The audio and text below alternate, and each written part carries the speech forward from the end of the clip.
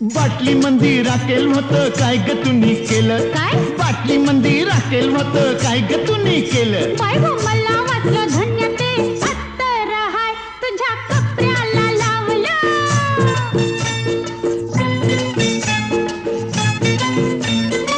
हे पानासाठी चुना हाला काय ग तुम्ही केला